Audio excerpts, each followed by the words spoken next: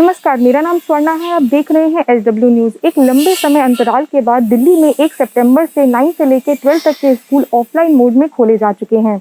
Corona महामारी के बीच school खोले जाने पर स्कूल प्रशासन की क्या-क्या चुनौतियां हैं, ये समझने के लिए आज हम यहां पर सर्वोदय विद्यालय सेक्टर 8 रोहिणी आए हैं। यहाँ हम अध्यापकों से, प्रशासन से बात करेंगे और जानेंगे कि उनकी क्या-क्या चुनौतियां हैं, साथ ही वो किन-किन सावधानियों को बरत रहे हैं, ये भी समझने की कोशिश करेंगे। हम बच्चों से भी पूछेंगे कि इतने लंबे समय के बाद स्कूल आने पर उन्हें कैसा लग रहा है। सरकार के दिशा निर्देशों के अनुसार स्कूल कोविड नियमों का पालन उचित ढंग से कर रहे हैं। गेट पर बच्चों का थर्मल स्कैन किया जा रहा है। बेंच, डेस्क और बैठने की व्यवस्था को साफ करने पर विशेष ध्यान दिया जा रहा है। हर क्लास को एक स्वच्छता सुविधा प्रदान की गई है। बच्चों को अपनी नोटबुक और अन्य स्टेशनरी साझा न करने के लिए भी कहा गया है। हमें स्कूल की एक टीचर ने ये समझाया कि कक्षा में बैठने का प्रबंधन किस तरह से किया जा रहा है। जैसे मॉर्निंग में बच्चे आएंगे और सेकेंड हाफ में भी बच्चे आ रहे हैं, तो उनके बीच में 1 आवर का टाइम रखा है ताकि हम सैनिटाइज कर सकें पूरी बिल्डिंग को। जैसा कि यहाँ पे हमने रूम्स अलॉट किए हुए हैं।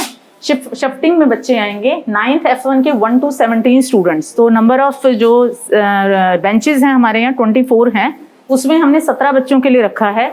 और उसी तरह से जब ऑल्टरनेटिवली 9th H1 आएगी तो 1 to 19 रोल नंबर के बच्चे इस रूम में बैठेंगे। तो ये मेंशन है और सैनिटाइज तो डेली हो ही रहा है मॉर्निंग और आफ्टरनून में। तो इसलिए हमने बच्चों के अंदर भी नेम स्लिप्स लगा रखी हैं, नंबर, उनके रोल नंबर मेंशन किए हुए हैं कि रूम्स में कौन बच्चा किस पोजीशन पे बैठेगा, उनका बेंच कौन सा है, वो उनको अलॉट कर दिए गए हैं। लेकिन जहां स्कूल अत्यधिक सावधानी बरत रहे हैं, वहीं छात्रों को लेकर कुछ रेखांकित चुनौतियां भी लगातार बनी हुई हैं।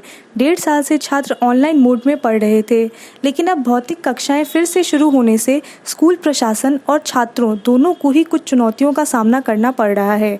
हमने कुछ ऐसे छात्रों से बात की जो स्कूल वापस आकर काफ़ी खुश थे, लेकिन स्कूल के प्रिंसिपल श्री अवधेश झा ने यह भी बताया कि शिक्षक के रूप में उन्हें किन मुश्किलों का सामना करना पड़ रहा है। हमें लॉकडाउन के बाद आके ऐसा फील हो रहा है कि हमें पुरानी यादें हमें वापस मिल गई हैं। और क्या कहते हैं, हम टीचर से आई कांटेक्ट मिलता है और टीचर हमें अच्छे से इम्प्रूव कर सकती है पढ़ाई के मामले में। और क्या कहते हैं, हमें अच्छे से समझ में आता है, हमारी बुक्स होती हैं, हमें बोर्ड पर अच्छे से समझ आता है। फ़ोन पे बैटरी दिक्कत आती है, कभी नेटवर्क इशू आता है, मैम से कुछ समझ नहीं पाते हम, इसलिए हमें बहुत हेल्प होती है ऑफलाइन क्लासेस में। आप लोग कोविड की सावधानियां बरत रहे हैं? यस। किस तरह से? मास्क लगा के हाथ सैनिटाइज करके थोड़ी देर में और सोशल डिस्टेंसिंग करके। हम ज़्यादा अच्छे से जो एक्वायर कर पाते हैं नॉलेज, वो ऑफलाइन में कर पाते हैं। तो हमारा एक्सपीरियंस अच्छा है ऑफलाइन को लेके भी। और स्कूल खुलने के बाद से किन-किन कोविड रूल्स का आप लोग फॉलो कर रहे हैं? जो भी गवर्नमेंट ने रेगुलेट कर रखे जो भी रूल्स, वो हम सभी कर रहे हैं। जैसे सैनिटाइजेशन, अपने हैंड्स को बार बार मेंटेन करना, सोशल डिस्टेंस को, और मास्क को वियर करना।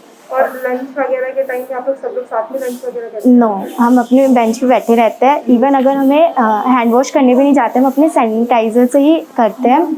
और डेस्क को भी टच नहीं करते, अननेसेसरी कोई भी गेट को, कोई भी वॉल्स को कुछ भी टच नहीं करते। हम अपनी जगह पे ही बैठे रहते हैं जहाँ पे हमें टीचर्स ने बिठा रखा है। सबसे पहला चैलेंज तो ये है कि बच्चे लगभग 1.5 साल से स्कूल नहीं आ रहे थे, तो इनको पहले आने की आदत डालना, बच्चों और पेरेंट्स के मन से कोरोना का डर निकालना, और उसके बाद उनको एजुकेट करना कि कैसे आएँ, कैसे रास्ते में चलें, कैसे बिहेव करें।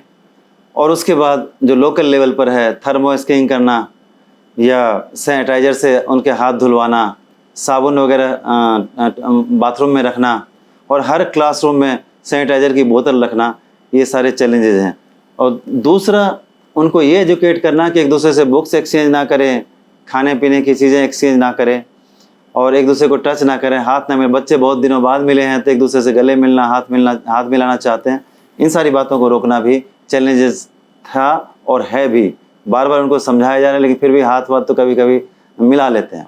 उसके बाद सबसे पहले तो बच्चों को मेंटली प्रिपेयर किया जा रहा है कि भाई तुम्हारी ऐसे पढ़ाई होगी। जैसे पहले दिन ओरिएंटेशन वगैरह किया गया और अब सिलेबस बताया गया, क्या करिकुलम है, कैसे क्या कवर करेंगे। धीरे धीरे मेंटली एंड फिजिकली उनको प्रिपेयर किया जा रहा है, जिससे कि बच्चे मेन स्ट्रीम मुख्य धारा में जुड़ जाएं। स्कूल खुलने के बाद भी अभिभावक अपने बच्चों को स्कूल भेजने से घबरा रहे हैं। स्कूल के प्रिंसिपल के मुताबिक एक दिन में स्कूल प्रशासन द्वारा 9वीं से लेकर 12वीं कक्षा के 50% छात्रों को ही बुलाया जा रहा है। उनमें से भी केवल 50% बच्चे ही स्कूल जा रहे हैं। लेकिन उन्होंने ये भी बताया कि यह संख्या लगातार बढ़ रही है। बच्चा बहुत अच्छी तरह आ रहा है। नियर अबाउट 40% बच्चों की कंसेंट आ चुकी है और अभी बच्चों की कंसेंट और आनी है। कंसेंट आने के बाद ही हम उन्हें अलाउ कर रहे हैं और बच्चों की क्लासेस लग रही हैं। सभी टीचर्स अच्छी तरह से बच्चों को पढ़ा रहे हैं और बच्चे भी काफ़ी एक्साइटेड हैं। वहीं स्कूल के बिल्डिंग के दूसरी तरफ टीकाकरण केंद्र भी है, लेकिन स्कूल प्रशासन इस बात का ध्यान रख रहे हैं कि वह छात्रों के संपर्क में न आए। बहुत खुशी की बात है कि वैक्सीनेशन सेंटर है, क्योंकि भारत सरकार और दिल्ली सरकार का उपक्रम है।